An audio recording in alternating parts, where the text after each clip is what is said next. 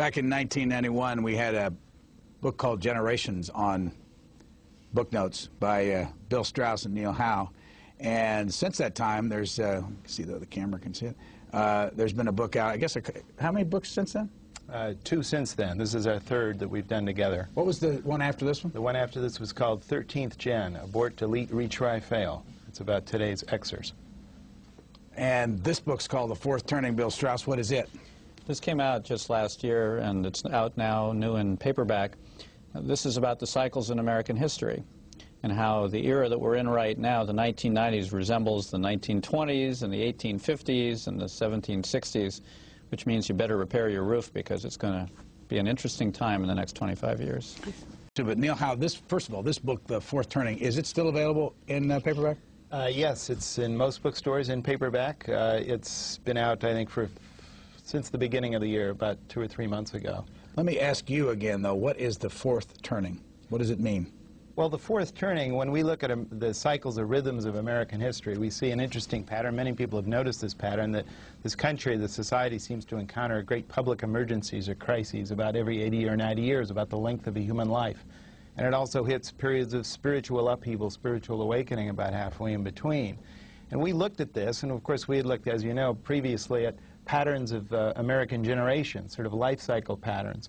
And we really thought that there was a certain rhythmic pattern in American history, and in fact many modern Western societies, whereby societies go through 4 turnings in the span of a human life.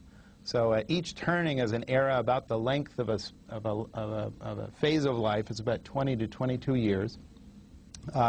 We started the first turning in the post-war era, the 1950s, early 60s. The second turning we often call a spiritual awakening, and in our recent cycle that would have been the consciousness revolution. And then since then we've been going through what we call a third turning, which is a period when individualism is strong, resurgent, and institutions are weak and discredited. And we've been through those kinds of eras before in American history. In every case, third turnings are followed by fourth turnings. And the fourth turning is a very decisive moment in history when the nation usually encounters a crisis, public and economic institutions are overhauled, and in many ways society in its public face is born again.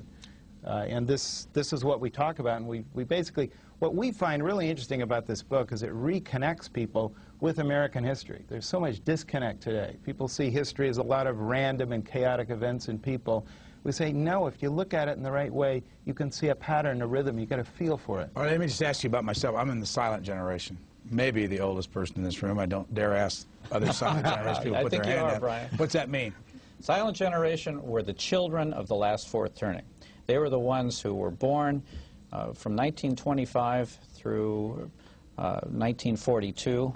They were too young to have the full combat experience in World War II, but they experienced that as children. I was 41. You were born in 41? When were you born? You just made it. I was born in 1947. And Neil Howe? 51. Now, what does a 51 year mean? That means I'm situated almost exactly in the middle of the baby boom, so there's no way I can say I'm on the cusp of something else. I am who I am. Boomers are very interesting. The role that boomer-like generations play in American history, in every case, these kinds of generations, born right after a crisis, indulged as children, coming of age, attacking the institutions of their parents, later going into a period of sort of cultural remission and sort of personal inner working of their lives, also culture wars. In every case, this kind of generation has led the society into and through the next great crisis when they enter old age. And we see this pattern again and again in American history, and we think it's, well, we have a message for every generation, but that's our message to boomers, is look out. Some of your worst tendencies have yet to come to the surface. Both of you, tell us just a little bit about your own background so that people know why they should read you. Bill Strauss? Well, Brian, as you know, I do the Capitol Steps as well. I'm the director of that troupe and perform with it. So a satirical group based in Washington? Political cabaret in Washington. We travel all over the country. We have our brand new CD out. It's called Unzippin' My Doodah. And when I collaborate with Neil Howe here, I get historical, and when I collaborate with Elena Newport, I get hysterical. So it's a fun two-sided. But in your background, you work for a couple of senators? I work for Senator Charles Percy. Yes, I work for the Gerald Ford White House as part of the clemency program. after Vietnam, and the way I got interested in the whole question of generational history was by writing a book about the Vietnam era draft called Chance and Circumstance. And in the middle 80s, when I had 4 small children and was really quite upset with the way their future was being mortgaged with deficits in Social Security and the like, I got interested in generational endowments and generational history. And I started writing a book about the history of American generations. And I met Neil through Pete Peterson, a mutual friend. And hometown for you? San Francisco. Harvard was your school? Harvard College and Harvard Law School. I'm a public interest lawyer because it's in the public interest that I don't do that. Neil Howe. Bill's first book was on the Vietnam generation. My first book was co-authored with Pete Peterson, and it was really on entitlements. And as Bill mentioned, this whole problem, this crisis we face about how we're mortgaging the future of these kids with these promises that can't be fulfilled. My other life is in federal fiscal policy and entitlement policy. I'm a senior advisor to the Concord Coalition. I edit their entitlements fax letter, Facing Facts on Entitlements, which we send out to about 1,500 people, including all members of Congress and the major media. I'm also chief economist for the National Taxpayers Union Foundation. My focus is on trying to alert people to the coming crisis in entitlements and trying to find a move toward a new paradigm or a new way of thinking about the aging of America and indeed the aging of most of the developed world in a way to make it affordable. Hometown? Palo Alto, California. Right near San Francisco. And schools? I don't even remember. I went to University of California at San Diego and then at Berkeley back in the late 60s, early 70s. People have a personal connection with this. They're thinking about their spouses, their parents, their children. We have an important message about the millennial generation children born in the 1980s and 90s, how they are so extremely different from the Generation X before. I would even say further that very ideological people probably tend to shy away from us. Because they have other agendas, they have other axes to grind, and they aren't necessarily looking that far in the future. Brian, I would just add that Canada, if anything, has taken a greater and more zealous interest in generations even than people in the United States. Our books have always sold very well in Canada, particularly 13th Gen, which is about Xers. It was actually a bestseller for most of the year in Canada when it came out, which it wasn't on, you know, the top 20 list, top 10 list here. And some of the biggest name writers on generations are actually Canadians, starting with Doug Kuplin, who came out with Generation X. And they've had a number of other best-selling Canadian authors on generational topics. So Canada is fertile ground for us, and we find that our message resonates very well north of the border. You know where our message really resonates is in China. And that's the first country that is doing foreign adoption rights on our book. It's being translated into China, published in the People's Republic. They have a generation there, which we call the Red Guard generation, which is boomer to the 4th power. They had a consciousness revolution beyond imagining between the years 1965 and 76. People in China are afraid of them, and they're going to come to power in 10 or 15 years. The Red Guard also had an elder generation, much like the GIs, namely the Long March generation of Deng Xiaoping and the whole group that is now dying off. And you have also a Tiananmen Square generation of young businessmen and free enterprise entrepreneurs, people who are investing in the market, very global orientation, very much interested in their economic future. And I think that China is this enormous country which is feeling many of the same generational tensions. And naturally, I think we get a real response. Yeah, actually, Brian, Generation X believes in our theory probably more than any other generation alive today, and part of it is that the rest of the country, people of other ages, often see no historical purpose in the people who are today in their 20s and early to middle 30s, and we do. And I think that there's a yearning for a sense of historical connection on the part of a lot of Xers in America today. From the silent generation, what's your... Well, we've always found that the silent generation is more likely to think of history as a series of disconnected things and just a lot of complexity.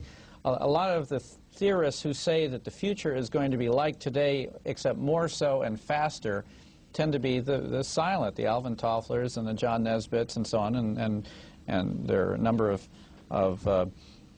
corporate events where everybody congratulates themselves about how their profits will only keep rising. And we're talking about a future that connects much more in the mindset of Xers and also boomers than it does of older people. You get any traffic on your website from silent generation? Oh, yeah. We do. They show up from time to time and then quickly retreat. No, that's not true. We do have some silent that stay on the site. Some of them are very self-deprecating about their own, the very label silent, the not-so-silent silent. I think, though, not online as much either. That Bill is correct, that in many ways the third turning that we're in, the individualism, the sort of high-tech, high-touch orientation, the getting everything out of the closet, in many ways this is the silent generation's last act. It's the epitome. It's what they've worked all their life to create. They're not as interested in looking about what different in the future is going to be more in line with what they want. This is what they want. We're living here right now on C-SPAN. And then that is why a younger generation is much more interested to see how history is going to change and turn.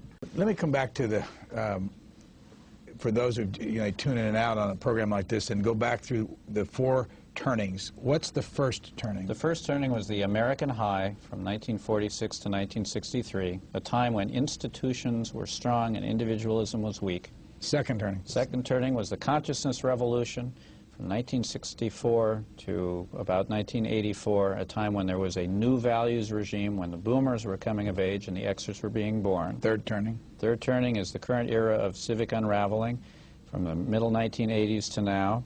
It's a time when institutional life is weak and decaying and individualism is triumphant. It's a time when boomers are entering midlife and Xers are coming of age as adults and millennials are being born. And Neil Howe, what do you think the 4th turning will be? And when will it happen? Well, we don't know exactly when it happens. We won't claim to be that specific, but we think that the basic generational transitions are going to take place sometime in the next decade. The uh-ohs, as we sometimes call them, the aughts. And 210, I mean 2000. 2005 is around. Yeah, 2005 or so. But obviously we could be off a bit. I think that some of the factors going into the coming 4th turning, which will catalyze or at least trigger an era that's going to extend the next couple decades, perhaps, could be wars in a very unstable, multipolar world that we have now, incidents of terrorism, a financial crisis, a fiscal crisis. Obviously, we have not only is the boom generation have a distinct personality, it's also very large, and they're all going to start retiring in the middle of the next decade. They're going to start selling their homes, selling their 401ks, and selling, and also require a lot of benefit. But I think that what's important from our perspective is that it's not just the trigger, it's the reaction of each generation alive at the time. Boomers entering old age, Xers entering midlife, and a new generation, much more optimistic, much more collective-minded in their view toward America's future. They're going to respond differently, and it's the reactions of these generations that are going to really create the crisis. Let's go over the limit, but we need you two to wrap this up and tell us one more time what this is all about, because we're talking about books. Started with Generations. The 4th Turning is our most recent book that's based on Generations' work that we've been engaged with for the last 10 years. It's about the rhythms and patterns of American history. It's about where we are today, why it's similar to previous eras that we all know about in American history, and the rapids and fast changes in history that we can expect starting about 10 years from now. I want to ask Bill Strauss, it's off the subject a little bit, but you're out there entertaining people all the time with the Capital Steps. You go in front of audiences how many times a week? We do about 600 shows a year. And you entertain. Mm-hmm. And you entertain about politics as you see it on that given day. Yes. What are you learning about audiences out there as you entertain folks during this time period of they're discussing all of this alleged scandal? Well, certainly the scandal has brought people's interest back into political satire, where there was a lot of decline in civic interest. It's part of what's going on in America today in the 3rd turning, up until the Clinton-Lewinsky scandals. The main thing that we see is what's happening with teenagers, because we do lots of shows for visiting teenagers, dozens and dozens of shows for them.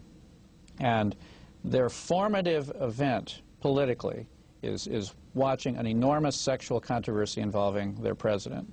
There's very little else that they know about Bill Clinton, but they know his girlfriends, they know his sexual situations, real or imagined. they are having their views about this being shaped. And one interesting conclusion that I get when I talk to today's teenagers is they are deciding that they're going to behave more responsibly than boomers are.